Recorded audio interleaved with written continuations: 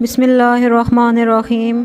आज मैं आपको कुरान पाक पढ़ने वालों से अल्लाह पाक क्या मामला फरमाते हैं बयान करूँगी। हज़रत इमाम हमज़ा जो कि सबा करात के बहुत जाने पहचाने इमाम हैं, उनके ख्वाब को नकल करके खलफ इब्न हशाम अल-बज़ार रहमतुल्लाह अलैह इस ख्वाब के रावी हैं, जो इमाम हमज़ा रहमतुल्लाह अलैह के शागिर्द सलीम रहमतुल्लाह अलैह के दो शागिर्दों में से पहले रावी हैं। हाफ़िज़ अल-मज़ी ने तहज़ीब अल-कमाल में, इमाम इब्न जोज़ी ने सफ़तुल सफ़वा में और इमाम इब्न शाहीन ने ताबीर अल-रोया से मुतल्लका अपनी किताब अल-अशारात फ़ी इल्मुल अबारात में इमाम हमज़ा के इस ख्वाब की नकल की है। इमाम खलफ बयान करते हैं कि एक मरतबा शेख सलीम इमाम हमज़ा के पास गए तो वो अपने गालों को रगड़ रगड़ कर रो रहे थे। मुझे ताज्जुब हुआ, मैंने इनको रोकना चाहा, हिफाजत में लेना चाहा तो शेख हमज़ा कहने लगे, तुम मुझे किस से बचाओगे? फिर हमज़ा फरमाने लगे, मैंने ख्वाब में देखा कि बहुत तंदो तेज़ हवा चल रही है, जैसे क़यामत का समा हो और कुरा कराम बुलाए जा रहे हैं, यानी कि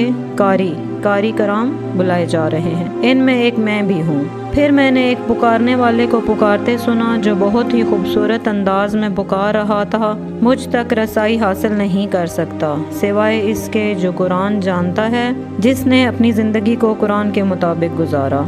मुझे तज़ब्ज़ुब हुआ और मैं पीछे हटने लगा। इसी वक्त मैंने पुकारने वाले की एक और पुकार को सुना कि वो मेरा नाम पुकार रहा है, हमज़ा कहाँ है? मैंने कहा लब्बैक। इसी वक्त एक फ़रिश्ते ने मुझे इशारा किया और कहा, कहो लब्बैक अल्लाहुम्मा लब्बैक। तो मैंने ऐसा ही किया। यहाँ ये याद रखा जाए कि मैं हज़रत इमाम हमज़ा के कुरान पाक के ख्वाब मुबारक की तफसील बयान कर रही हूँ। मैंने कहा लब्बैक अल्लाहुम्मा लब्बैक।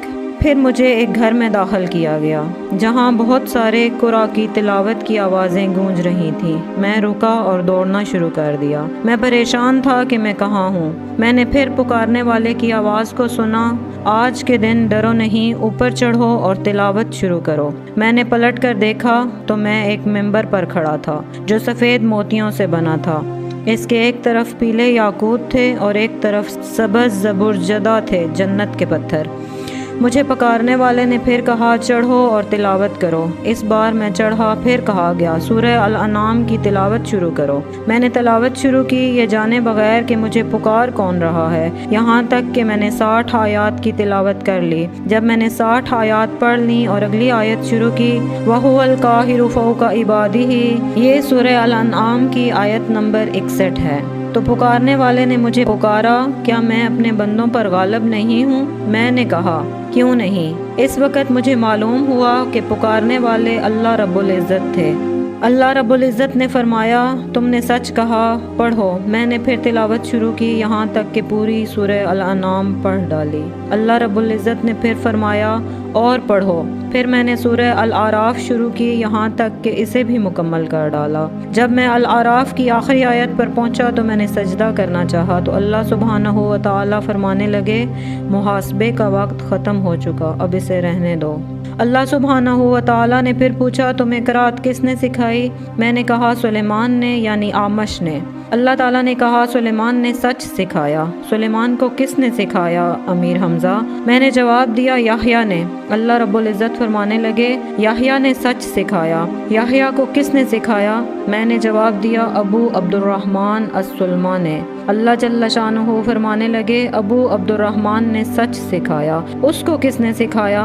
मैंने जवाब दिया, आपके पैगंबर के चचा के बेटे ने, अली इब्न तालब रज़ी अल्लाह ताला अन्हु ने। तो अल्लाह रब्बुल इज़्ज़त पूछने लगे, अली को किसने सिखाया? मैंने जवाब दिया, आपके पैगंबर सल्लल्लाहु अलैहि वसल्लम ने। अल्लाह सुब्हानहू व तआला कहने लगे, मेरे नबी को किसने सिखाया? मैंने कहा, जिब्राईल अलैहिस्सलाम ने। अल्लाह अज़्ज़ा व जल फरमाने लगे, जिब्राईल को किसने सिखाया? हमज़ा फरमाते हैं कि मैं ये सुनकर खामोश हो गया। अल्लाह सुब्हानहू व तआला ने फरमाया, कहो हमज़ा, आपने सिखाया। हमज़ा कहने लगे कि मैं जुर्रत ना कर सका कि अल्लाह के सामने खड़े होकर कहूँ कि आपने सिखाया। अल्लाह रब्बुल इज़्ज़त फिर फरमाने लगे, कहो हमज़ा, अन तुम, आपने। मैंने कहा, अन तुम। اللہ سبحانہ و تعالی فرمانے لگے تم نے سچ کہا۔